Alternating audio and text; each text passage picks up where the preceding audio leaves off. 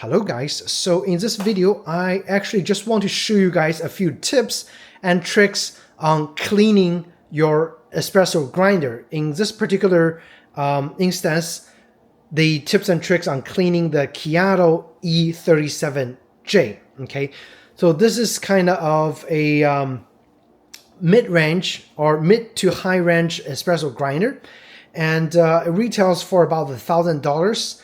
And I think I got it on sale when it was around $800-ish, and it's exceptionally well built machine, and it's very well designed for the most part. Okay, so we used this machine for probably more than a year now, and I've grinded thousands of servings of espressos with this machine, and I do regular maintenance to keep this machine in excellent shape and consistent grinding performance.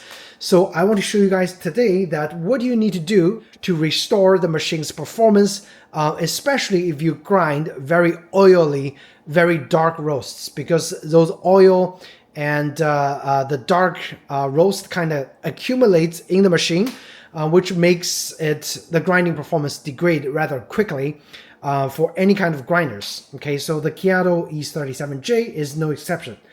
And to service this machine, it's, again, as I said, exceptionally easy. Okay, I already made a tips and tricks video on how to adjust the grind size to give it more grinding fine adjustment. So do check that video out if you're interested. Otherwise, in this video, again, to show you guys, it's exceptionally easy. The first thing first, you're gonna remove the hopper. Okay, it's pretty much just pull it out, you get the hopper removed, and clean the hopper as well, because the oil accumulates on the plastic part. You want to use a mild detergent to just remove all the oil on the hoppers to keep your coffee, have a fresh taste every time you grind it. Second thing, with the hopper removed, this rubber piece can go off. So you can easily just peel it off, which exposes this part, which is the grind size adjustment mechanism. Okay, don't worry about it for now. We're gonna worry about it later, or this is gonna be another video. But to remove this part now, that's why I said it's very well designed. This grinding adjustment piece can be removed with just 3 screws, 1, 2, and 3. Use a Phillips screw head driver. Just get those stainless steel bolts removed. Okay, and the amazing thing is this whole piece on the top can be removed. You just lift it up gently, and it exposes the top part, which secures the top grinder. And also, what's most important for this video is exposes the internal grinding mechanism chamber. Okay, this chamber, now, if this is the first time you've seen it, it's probably gonna be very nasty looking, full of debris, full of chunks of clumped up grinds. So this is where you're gonna do most of your work. Now you can also remove this piece, which is a little vibration and sound damping device. So you get this removed. This chamber is fully exposed. Now disconnect your power cable. Okay, with this removed, you can see where the dirt and the grind is. And there are only 2 things that I would suggest you to have before you do this service. One, a toothbrush. Like, it doesn't have to be brand new, but I used a brand new toothbrush. I now only use this toothbrush for cleaning this espresso grinder. So you can see it's got a lot of espresso grind, the oil that's being trapped on the brush. Okay, so all I'm doing with this cleaning is I pretty much just like brushing my teeth. I start brushing the teeth over here on the grinding mechanism. Okay, once you do this, you're seeing most of the debris would actually just fall off, and it kind of just accumulates like here or on the side. Once you get this grinding mechanism cleaned, nice and easy, do this as well for the top part. So basically, I already cleaned my machine. That's why it looks really, really clean now. The debris comes off really easily. Once you get this done, just pour it in the sink or wherever that's convenient. And so we're done with cleaning the teeth.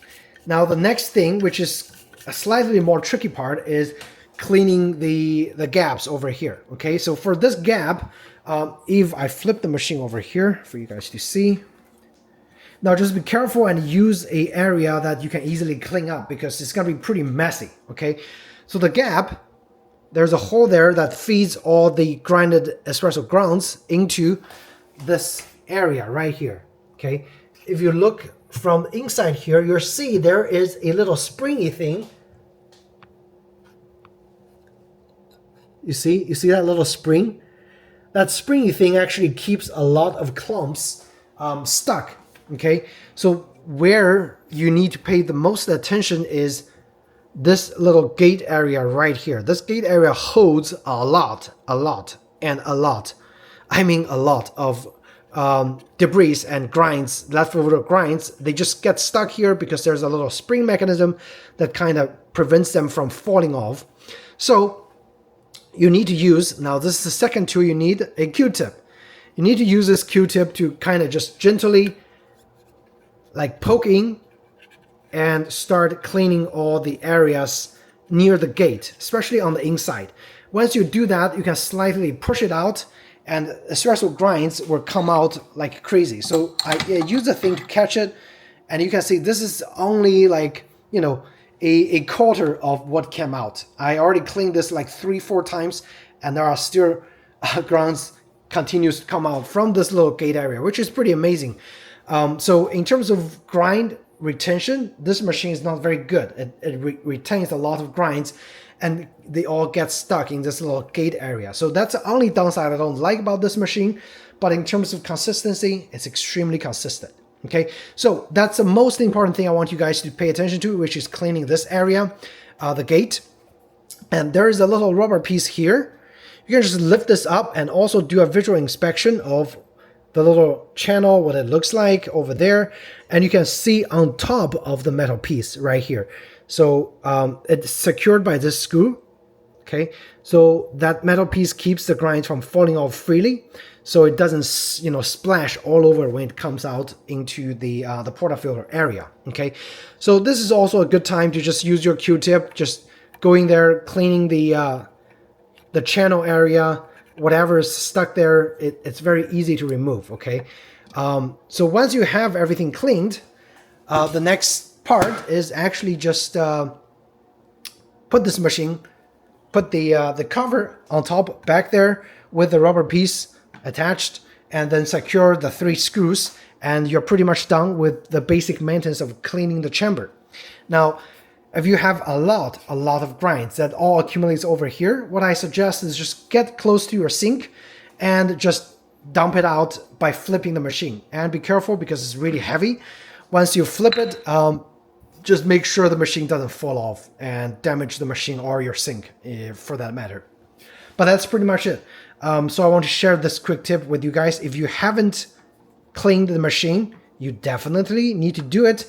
I suggest, especially dark grinds, every 2 to 3 months, it's due for a clean. Or if you change to maybe 3-4 bags of, if you're putting 3-4 bags of coffee beans, it's probably a good time to do just a quick clean to get the old coffee and grinds and debris out. And that's pretty much it. So as you can see, exceptionally easy. Now I'm already ready to put everything back on there. And it's definitely a lot more easier than some other devices that I've used in the past that takes longer to clean and takes longer to get all the components off, but this one is very easy to do. So I would suggest you do that regularly and often. So I hope you guys find this video helpful, and if you did, please do hit the like button and subscribe to my channel. I will have more espresso and coffee related videos coming out for you guys. And as I mentioned, if you're interested in seeing how to adjust this fine-tuning mechanism, as well as a review of the machine from earlier when I first bought the machine, feel free to check out my other videos. Okay, so thanks again. I will see you in the next video. Take care.